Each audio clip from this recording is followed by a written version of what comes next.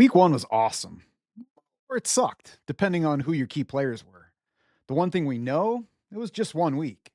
Last year's Week 1 gave us a Saints offensive juggernaut, a garbage performance by the Bengals, deja vu, and a huge breakthrough game for Isaiah Likely, except that it wasn't. So, who were the mirages from Week 1 of this year, and who gave us reasons to change our outlooks?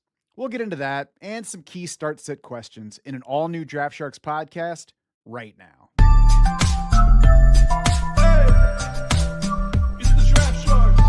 Matt Schauf and Jared Smola of DraftSharks.com here to break it all down for Week 2 of the fantasy football season. We'll talk some start-sit decisions. We'll talk Week 1 performances to believe in or to ignore, and we'll talk some key injuries, of course. And Jared, let's start there with the San Francisco 49ers. We entered last weekend worried about Christian McCaffrey and his calf. We came out worried about pretty much every other member of the 49ers roster. McCaffrey did fine, got loads of touches, but his quarterback's now out. George Kittle's out. So let's just jump into it. Brock Purdy is, I think, the first one we need to talk about because it not only affects him, but potentially others around him. Shoulder injury, the non-throwing shoulder, but the more important injury sounds like the turf toe variant, according to Ian Rappaport. I guess we'll see what a turf toe variant is, but Brock Purdy is now expected to miss 2 and maybe as many as 5 weeks. What does that mean for this week and I guess the near future? Yeah, and we'll see if Purdy lands on short-term IR by Saturday, which will be telling, right? If he doesn't, they expect him back, before those 4 weeks. So we'll see on that. I think Mac Jones is fine. I think as far as like NFL backups go, he's probably above average. And we've also seen, I think, similar quarterbacks in terms of talent to Mac Jones do well in this Shanahan offense. I mean, just last year, Josh Dobbs in a few appearances, 68% completion rate, 7.7 yards per attempt. Jimmy Garoppolo, who I think is pretty similar to Mac Jones in terms of talent, played a lot in this Shanahan offense, 68% completion rate, 8.3 yards per attempt. The issue for Jones, obviously, is you have no George Kittle now. Brandon Ayuk is still out, possibly no Juwan Jennings. So to me, Mac Jones is not an option. Even in 2 quarterback leagues this week, I would not want to use him. The Niners are implied for 21.75 points now against the Saints. So that's concerning for this offense going forward. I think, in terms of Ricky Pearsall and Christian McCaffrey, you can start those guys because where else is the ball going to go? Christian McCaffrey's probably going to get 30 touches again in this game if he holds up. And then Ricky Pearsall, coming off a nice opener, saw a 20% target share in that game. I'd expect that target share to climb quite a bit now with these other weapons out. So I think you can start those 2 guys pretty comfortably still. Yeah, I think Mac Jones should be rostered in 2 QB and Superflex leagues. I would try not to use him this week, just like you said, because of those pass catcher injuries. George Kittle, as you mentioned, out at least 4 games, hamstring injury on short-term IR. Should we believe in Jake Tongas at all? Is he worth picking up in, I assume we're not talking about the deepest of leagues. If your league's every usable tight end has already been picked up, then sure, go ahead and take a shot. But what are the chances you think that we get anything meaningful out of Jake Tongas otherwise? No, you know what? And this is bad. The name is escaping me, but they have another tight end on the roster, and those 2 tight ends basically split routes last week. I don't know what the exact split was after Kittle exited, but Kittle exited pretty early on. So I don't think you're going to get Tongas getting even a vast majority of the routes this week. So I would totally avoid that situation. If we look back this coming Monday and see that he ran her out on 70+% of the dropbacks, then maybe we can consider adding him. But I would definitely not mess with it right now. Is it Luke Farrell? Luke Farrell, that's it. Yeah. How could I forget? There we go.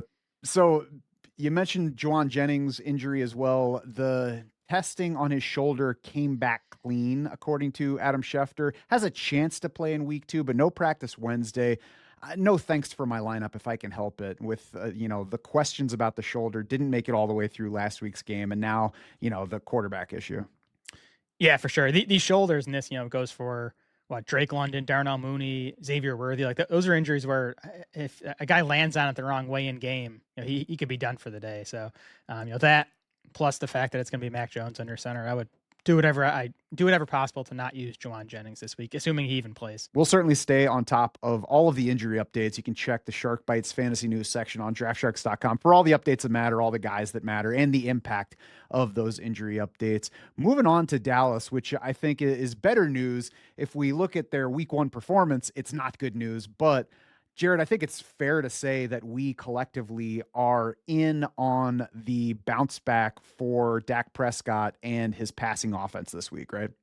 Yep, we were out on Dak last week in that tough spot on the road in Philadelphia. In on him this week back at home against the Giants. I thought Dak looked awesome in the opener. Pro Football Focus agreed. They had him third in their passing grades on the week. Cowboys receivers had 4 drops in that game. CeeDee Lamb, I think, had 2 or 3 of them that probably would have gone for about 100 more yards to Dak's total. So I thought it was an encouraging outing from Dak, and now matchup is much better. I do think the Giants are going to be at least an average defense this year. They have one of the best pass rushes in the NFL, which is a concern here. But Dallas is implied for 24.5 points. That's like a top 8 number on the week. So the Lions expect Dallas's offense to get going here, and so do I. I would definitely feel comfortable starting Dak this week. Yeah, and Dak Prescott showed up in waiver questions for me this week more than I would have anticipated. He's somebody I would certainly want to roster right now. I would pick up if somebody in your league dropped him, and I would feel comfortable starting this week. He's 10th, I believe, in our quarterback rankings right now, so it's not like start Dak over whoever else you're considering him with, but, that's solidly inside of starter territory. I would feel pretty good about him going forward. I want to say, too, before we get too far away from that Philly game, we'll see about that Eagles defense. I know it was a negative matchup last year. I'm not sure it's going to be a negative matchup this year. We're going to have to see where it goes. The secondary has some key new pieces that aren't necessarily good news. The linebackers are going to be tough because they added Jihad Campbell to Zach Bond after re-signing Zach Bond. But the pass rush is something they're going to have to figure out. And they showed us that they believe that by signing Zadarius Smith right after that game happened. Yeah, of course, losing Jalen Carter before the game essentially starts hurt as well. I think the Eagles could be like a number 2 wide receiver final defense because they have a really good slot corner. Quinyon Mitchell really good on the outside, but Adoree Jackson's going to be a target on the other side. So we'll continue to monitor that matchup. It could even be a spot this week that starts to become an issue for them against the Chiefs. Although Marquise Brown's going to play mostly in the slot, so we're getting way off topic here. Sorry.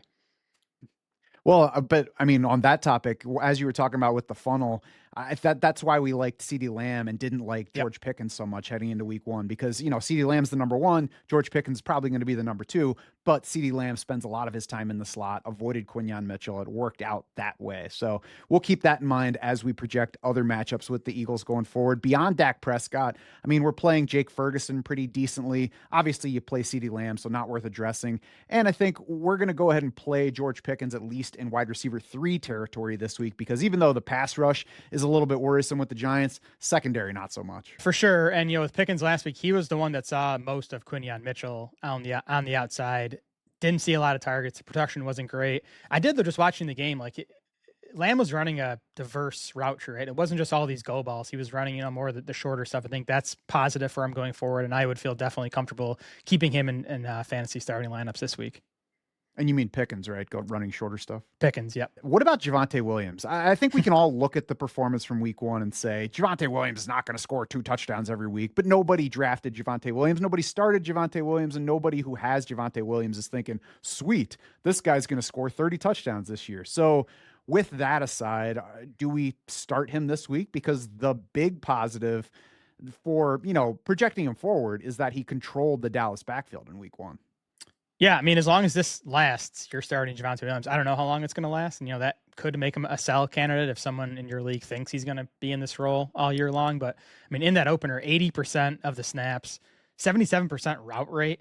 He got 71% of the Cowboys' design rush attempts. Those were all top 11 marks among running backs. So, he is getting an excellent role right now. Miles Sanders didn't help himself with the fumble that was a big factor in that game, and the Cowboys were not as pass heavy in week 1 as I expected them to be. I do think the Jalen Carter thing had something to do with that. And even, Dak Prescott said after the game that they changed their game plan immediately when that happened. So we'll see where the run pass split goes. But again, if Williams is dominating snaps and passing down work, he's fine regardless of, the run pass split in Dallas.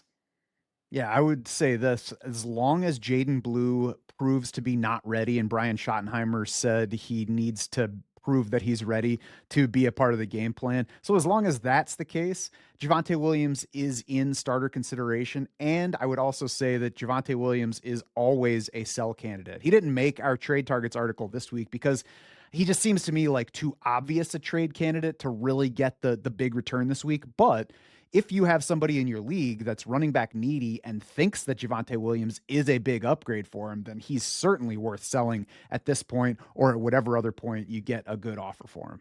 Yeah, and as we actually get some running back injuries, which I think will happen at some point, and as we get into bye weeks, that value on Williams is going to climb. Speaking of running back injuries, that's one reason to not give up on any Seahawks running back, but it was not a good week one for those of us who were big fans of Kenneth Walker heading into the season, and we're certainly not going to run from that take. Instead, let's break down what actually happened with the Seattle backfield. So, Jared, short of injury, it was about as bad an opener as it could have been for Ken Walker. At the same time, I don't think it was quite as bad as the public perception thinks. So he and Zach Charbonnet basically alternated drives throughout the game. The biggest gap in their apparent usage, if you just look at the post-game numbers, the biggest gap is because Zach Charbonnet played the Seahawks' second drive, which was their longest of the game. It was the only one that produced a touchdown. It was Sharbs scoring that touchdown from the 1 yard line at the end of it, getting the goal line work to produce that touchdown. Kenneth Walker even mixed in for one carry on that drive, but it was almost all Zach Charbonnet around that. And then there's some talk about Charbonnet getting the 2-minute drill stuff, but they had one of those possessions at the end of the first half, 57 seconds left. It was also Zach Charbonnet's turn to go in. The previous drive had Ken Walker in the backfield. So maybe Zach Charbonnet is their 2-minute back. It would make sense based on his usage over his first couple years, but we don't know that for sure yet either. So really what I'm saying here is a worrisome start, no doubt, for Kenneth Walker. I don't think that Zach Charbonnet is ahead of him right now, and I do think that there's a chance this is just a frustrating backfield going forward. Yeah, I mean, if we want to stay optimistic on Walker, we could say that maybe he was being eased in after the foot issues he had throughout August. He really didn't practice much in training camp, so maybe they kind of plan to just give him half of the backfield work in the opener. I've also heard some people say maybe this was a scheme thing.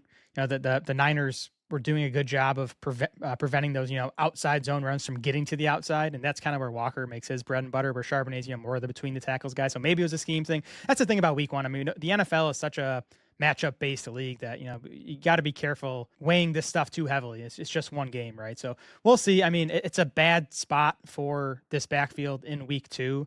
3-point underdogs in Pittsburgh. The Seahawks have the third lowest implied total on the week, so I'm not really excited to start either of these guys. They're both in running back 3 range in our week 2 rankings, but hopefully we come out of week 2 if you're Walker fans like we were, and he plays more in this game, and the running game looks better. The running game just didn't look good. And again, some of that's probably to do with the 49ers defense, but it looked so good in the preseason. It looked pretty uninspiring in week 1. So we'll see where all this goes, but I would try not to use either of these guys in week 2 if I could help. Yeah, but I certainly wouldn't give up on Kenneth Walker just yet, and let's hope that we don't have to.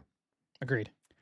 Vikings running backs also split the backfield. And Jared, let's look back to the summer, maybe even it was before summer, but I definitely called Jordan Mason a bad pick at ADP at some point. I did update that before the season started, saying, that, okay, with all the buzz, it was clear that they were planning to give him enough usage.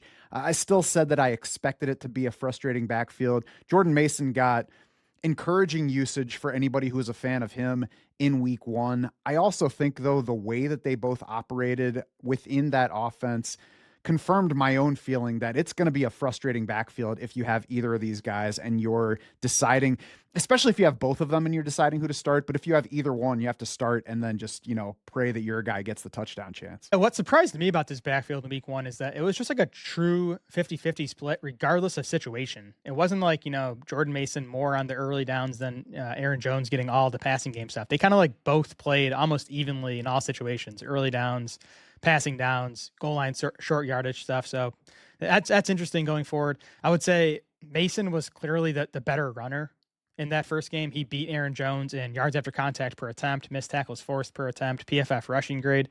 Jones still looked good in the passing game. I mean, he had the long touchdown on the wheel route down the right sideline. Like he's still capable in that department.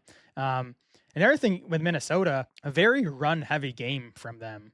They were 27th on the week in pass rate. They were also 27th in pass rate over expected. It, of course, was J.J. McCarthy's first game on the road. I don't expect them to be that run heavy all season, but I do think we're going to see a shift towards the run from what Kevin O'Connell has done in the past. And that's obviously good news for both of these running backs. So I think there's a chance they're both like, lower end fantasy starters all year. Yeah, we'll get back to that run pass split in a little bit. The question, obviously, immediately in front of everybody is what to do with Jordan Mason and Aaron Jones this week. I will say it was nice that Jordan Mason's, the upside that he showed as a runner in San Francisco translated to the new spot, where we've seen plenty of times where a guy is really good in San Francisco, goes somewhere else, and it's like, oh, maybe it was just the system that was making him perform like that. That was not the case. And Minnesota invested in both of these running backs in the offseason, giving Aaron Jones the $10 million a year extension over a couple of years, and making the trade and giving the extension to Jordan Mason. So they like both of these guys.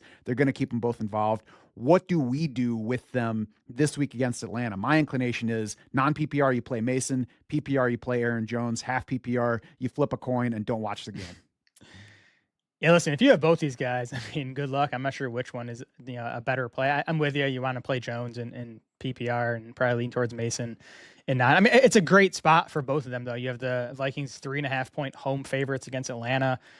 Played the Bucs run game well in week 1, but the Bucs are missing Tristan Wirfs' first game under the new offensive coordinator. I still think this is a run defense we can attack. The Vikings are implied for 24 points, so it's just a good spot for the running game in general. Again, I think you're going to see the Vikings continue to lean on the ground game, at least until McCarthy gets a bit more comfortable. Denver running backs, it was a brutal start if you drafted RJ Harvey this year. 6 carries, 1 target. J.K. Dobbins went 16 for 63 and a touchdown on the ground, 2 targets in that game. Dobbins played more run snaps. He edged Harvey in passing game usage.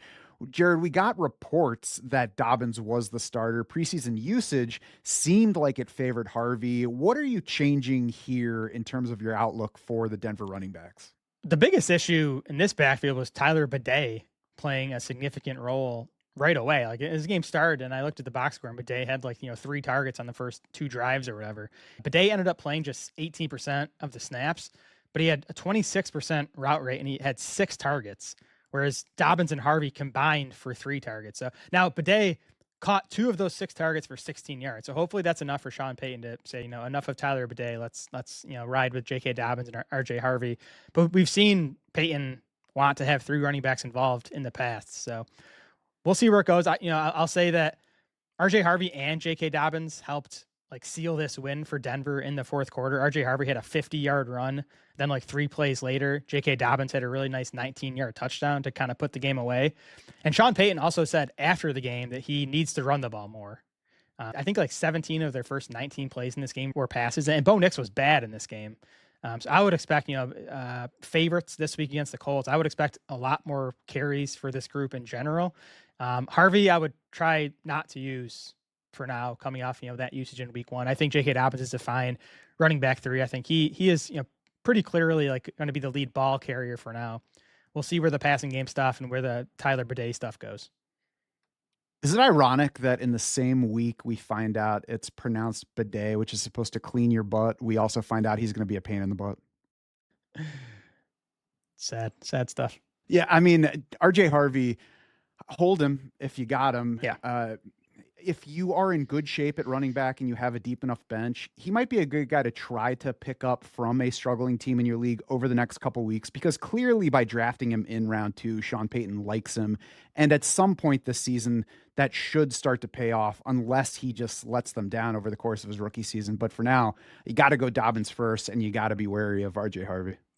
We do this every year with rookies. We're all excited to draft them, and then we get to September and they all disappoint. This is what happens. It takes these guys, a month, 2 months to really get in the groove. So I'm not, I don't think less of Harvey season long than I did a week ago, but I definitely, again, think you don't want to use him this week, which isn't a surprise. Right. I think the takeaway here is that when you're looking at earlier round rookie running backs, or, wherever you draft them, if it's a guy that has the clear path to immediate touches, Ashton Genty and the next guy we're talking about, plenty of other guys from other seasons, that's the guy that you go ahead and start in line with where you drafted him. If it's somebody that's in less clear situations, Denver, Trevion Henderson in New England, know that you need to be patient and draft that way. It doesn't mean that you have to not be confident in the ultimate value of that rookie running back that you drafted, but, know that you might need to go a month without counting on him to be a starter and draft some starters around him to help you get through that phase.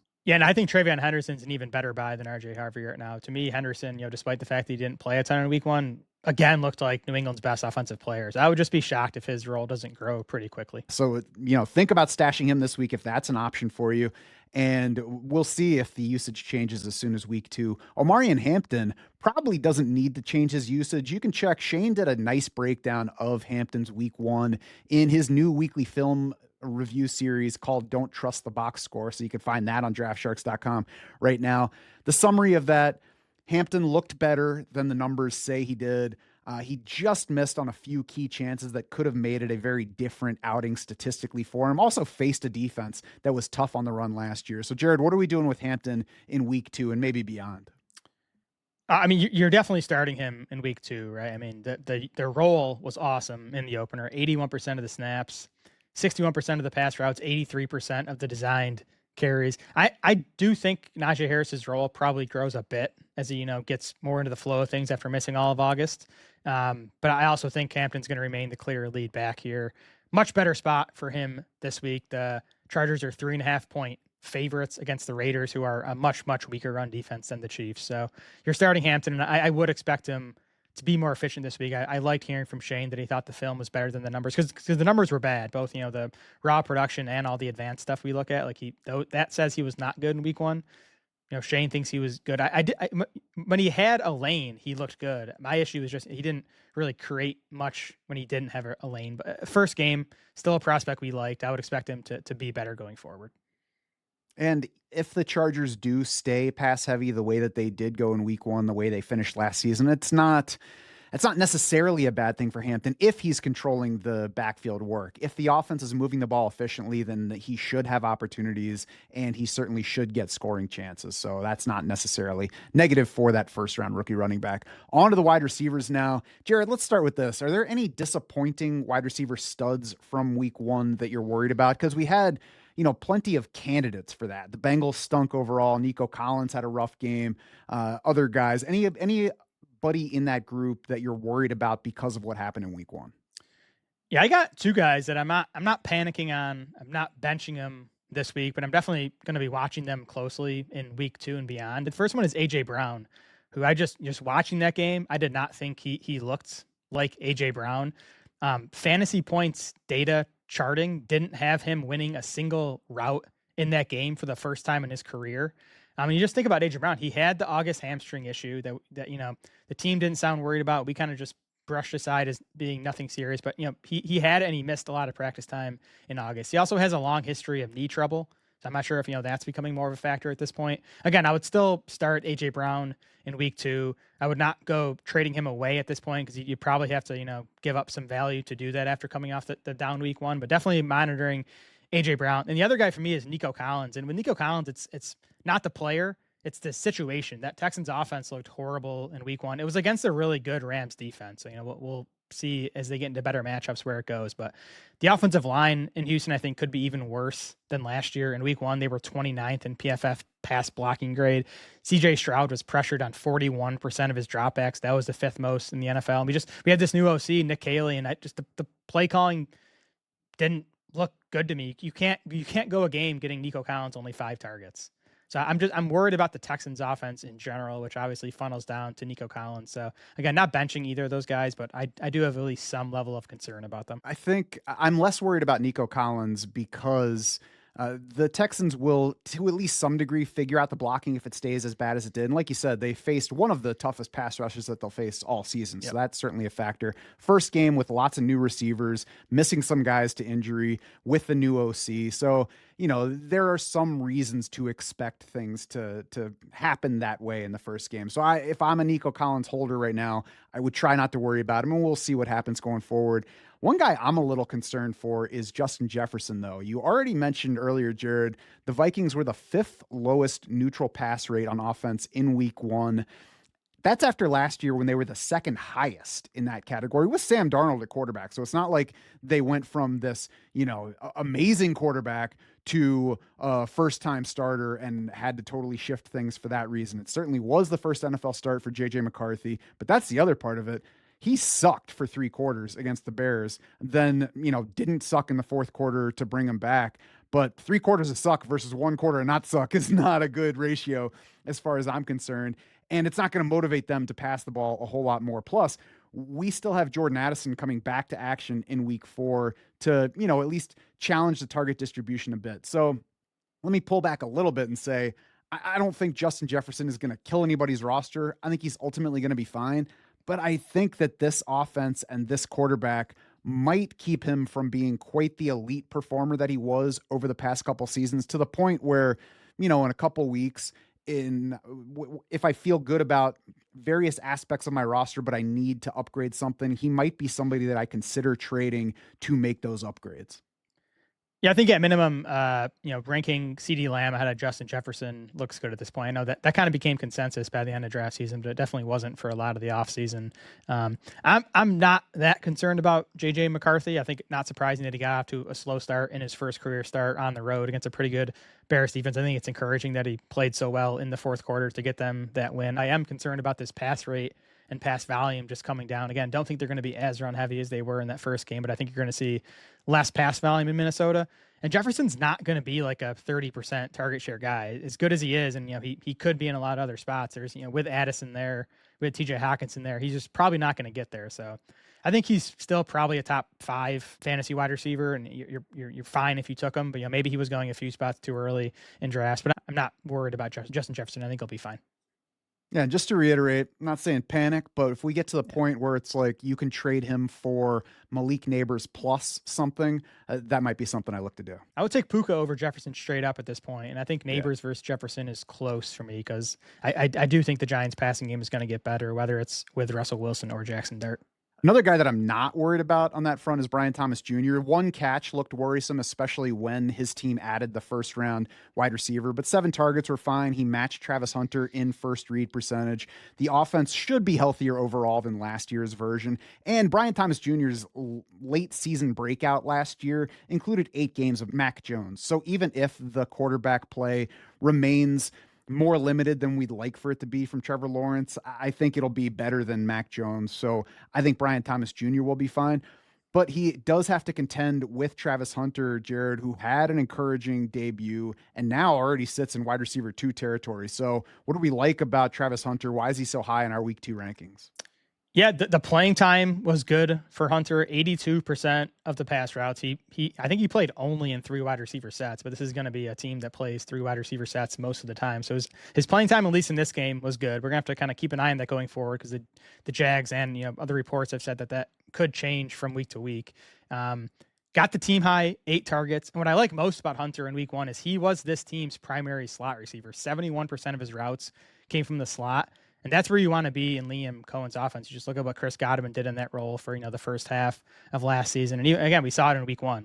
Hunter doesn't even play as much as Brian Thomas, but out targets him. Not saying that's going to be the case every week going forward, but I think the gap could be closer than even we were projecting this summer. So in this spot against the Bengals, it's the Jags didn't have to do much in the second half of that week 1 game because they had a big lead against Carolina. That shouldn't be the case in this game. They're underdogs against the Bengals. I expect Cincinnati's offense to get going here and put up points. I think you're going to get a lot more pass volume from Jacksonville. There's risk here because it's like we've said before, this is a totally different situation than we've dealt with any other player. And Liam Cohen says that we should expect more defensive snaps for Travis Hunter this week against Cincinnati, which makes sense because now they're facing the Bengals with Jamar Chase and T. Higgins. I mean, if there's a team where you want to play that guy that's also good at cornerback, more at cornerback, this is the week. Now, how many snaps on defense does that mean? We'll have to see. How will that affect his offensive play?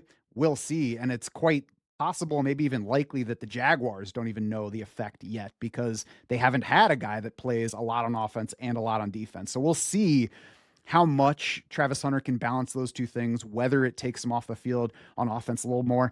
I will say, I think probably looking at the Jaguars roster, De'Ami Brown, who would be the 3rd wide receiver, is probably better than Jerrion Jones, who is the 3rd cornerback. So if there comes a point where the Jaguars have to decide whether to keep Travis Hunter on the field more on defense or more on offense, that could be a factor that motivates them to play more defense versus offense. But, again, that's all unknown. So we can't really factor that in too heavily in projecting Hunter for week 2. I think where I would land on making a specific decision for my lineup is Travis Hunter's too good just, athletically speaking, and there's shootout potential in this game for me to say, yeah, I'm going to sit Travis Hunter and see what happens this week. I would rather say if it's close, I'm going to go ahead and take a shot on Travis Hunter. And if I'm wrong, then, oh, well, I can live with that.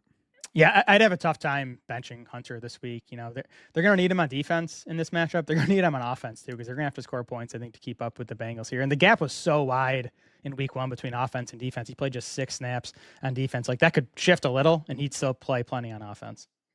Yeah, he played less than Brian Thomas Jr., but only slightly less. Played 6 fewer snaps on offense, so it's not like he was not on the field a whole lot in a game where they were up by a lot, by the way. You can check your team intel page to see if Travis Hunter makes sense for your specific lineup. You can also check the who to start tool. If there is just a final, close, agonizing decision that you're struggling with, compare Travis Hunter directly with somebody else, whether it's a wide receiver or somebody at another position in a flex spot. Jared, Dolphins receivers, there weren't too many teams that were more discouraging in week 1. I'll say that I'm avoiding Dolphins not named Darren Waller as much as I can this week. Now, avoiding doesn't necessarily mean must sit everybody, though, because, maybe you just don't have better options than Tyreek Hill or Jalen Waddle. So what should we do with these Dolphins wideouts this week? You said Darren Waller. I assume you mean Devon Achane. As Dolphins here. I even typed the wrong thing. Yes, Devon Achane, of course. Yeah. I don't know. Maybe I'm just subconsciously sticking with old guys. Yeah, no, I mean, that's totally fair. It was that was the worst offense in the league in week 1 after a summer of, concerns about the bottom falling out in this offense. I will say, and this sounds strange to say, but I the fact that Tua Tagovailoa was the problem in week 1. Because we had all these concerns about Tyreek Hill and his off-field stuff and his attitude and if he cares anymore, and all these concerns about the O-line. Tua wasn't the big concern coming into the season, and I still don't think Tua's washed. I think he's the same guy he's always been, right? He's limited, blah blah blah, all that stuff, but he can function in this offense. I expect him to bounce back this week, and if he does, I think the offense will bounce back as well. It's a good matchup. We'll see if the Patriots get Christian Gonzalez back, their top corner, but he missed week 1, and the Patriots got smoked by Geno Smith. And Miami is still implied for 22.5 points this week. That's the 12th most on the week. That's pretty telling to me after what they put on the field in week 1, that they're still implied for that many points. So I'd feel okay sticking with Tyreek Hill and Jalen Waddle. If I had other really good options, I also am not opposed to benching them. But, Tyreek especially, if you took him in round 3 or 4, I find it hard to believe that you're going to have, 3 wide receivers that are better placed this week. Would you really feel okay doing that, or would you just make yourself think that it's okay to do it? I feel okay. I think Miami's I know they're going to be better. I think they're going to be significantly better this week. I think they're going to bounce back, and we're going to at least feel that, these guys are okay. Like you mentioned, the Raiders had their way with the New England defense last week. They had the league's second most passing yards for the week. There was a Trey Tucker long touchdown catch where he was wide open behind the defense. And if Trey Tucker can get behind your defense, Jalen Waddle, Tyreek Hill probably have the ability to get open behind your defense. And even Tua Tagovailoa can hit a throw that open. Also, as bad as the Miami offense was in week 1, they did get 70 more total yards than the Bengals. So I guess if we're comfy betting on a Bengals bounce back, we got to at least be open to the possibility of a Dolphins bounce back. It was the turnovers, man. Miami was tied for 20th in yards per play in week 1. Not a great number, but they weren't anywhere near the bottom of the league in yards per play. They were moving the ball. It was just those turnovers from Tua. Any week 1 surprise at wide receiver that you're starting in week 2? I'd be willing, in some instances, to go back to these Chargers wide receivers, Keenan Allen and Quentin Johnson. I love what I saw from the Chargers in week 1. Justin Herbert looked unbelievable. They went past Justin Herbert. Yeah, me too. So does Harbaugh, by the way. They went past heavy, which I think was partly matchup based, right? The Chiefs have a really good run defense. Herbert was rolling. It was A+ Herbert. I don't think they're going to be that pass heavy going forward. But that's a continuation of what we saw for the final 2/3 of last season after Herbert got healthy. This was a pass-leaning offense despite Harbaugh and Roman's history. So if that continues, I think you're going to have, Keenan Allen and even Quentin Johnston being, fringe flex options for you. Keenan Allen led the Chargers in week 1 with a 29% target share, 10 total targets. Quentin Johnston had 7 targets on a 21% target share. Quentin Johnston's good at certain things. He's a limited player, but if you get him the ball in space, he's a big athletic dude that can make yards after the catch. So I was just encouraged by the offense in general. And then again, they get this matchup against the Raiders. Secondary is not good. indoor game in Vegas. Like it's another good spot for this Chargers passing game. I'm so interested to watch that offense going forward. I also like taking a shot on Kayshon Boutte, at least in wide receiver 4 territory this week against a garbage Dolphins secondary. And Jared, I consider it a semi bet on the Dolphins offense rebounding because, I've got two paths here. One, I know the Dolphins defense is bad, especially in the secondary, so I'm fine betting on a wide receiver against them. But if we do get an offensive bounce back and we get the Patriots needing to throw the ball more, then, all the more reason to think Boutte gets some targets and produces with them. We'll see about him overall if he becomes a guy that's actually worth considering for our lineups week to week. But at the very least, he has been a full-timer since just before the middle of last season. 6+ targets in 8 of the past 11 games, obviously dating back to last season. 95+ yards in 3 of his past 4 games. And I'm not saying we should expect that level of production going forward from Kayshon Boutte, but right now there's no obvious, this is why he won't work out for this week. Like Stephon Diggs, didn't play 50% and then have the coaches say, well, we're going to play Stephon Diggs more in week 2. Maybe he keeps doing more and gets more targets, but there's no obvious, like, this is the reason that Kayshon Boutte is going to play less or get the ball less this week. Yeah, I didn't think Steph Diggs looked that good in week 1 either, which is not a surprise, right? He was still coming off the ACL. It might take him a month to really get going. Now, Shane wasn't impressed by Kayshon Boutte in week 1 either, and I'm still not buying him as like a long-term option. But this entire season, I will not argue with starting any wide receiver against the Dolphins. I think, that looked like the worst secondary in the NFL coming into the season, and they definitely looked that way in week 1. They even lost Storm Duck, who was like their top corner. He's going to miss this game with an injury. So I think any receiver against Miami definitely has upside this year. How is that really somebody's name, by the way? Sad. Even within that analysis from Shane, I think that there's value for the short term. Like so the big knock on him is Kayshon Boutte basically won on one type of route. Start running downfield and quickly come back. And didn't really do anything else beyond that, struggled to create separation on other types of routes. That's a limitation for a player's long-term upside. But this week, like New England can just say, hey, that worked last week. We're playing against bad corners this week. Let's do the same thing and see if it works again. And if it keeps working, let's keep doing it. So, it can at the same time be a long-term limitation and also a short-term positive. Yeah, for sure. On the tight end, do we start Harold Fannin or what? I mean, I wouldn't say you can't. Like, if you were hurting at tight end and you added him off waivers, like, you give him a shot. I wouldn't go out of my way to start him this week, though. I just want to see the usage for one more week, right? Like, the targets were there in the opener. The route rate was still, like, lower than we want to see it, though. 65% route rate for Fannin. That was 25th among tight ends on the week. So we still would like to see more playing time. It's also a brutal matchup just for the Browns in general in Baltimore. Cleveland's implied for 16.75 points. That's easily the fewest on the week. So just a tough spot for this Browns offense in general. I'd prefer to keep Fannin on the bench for now.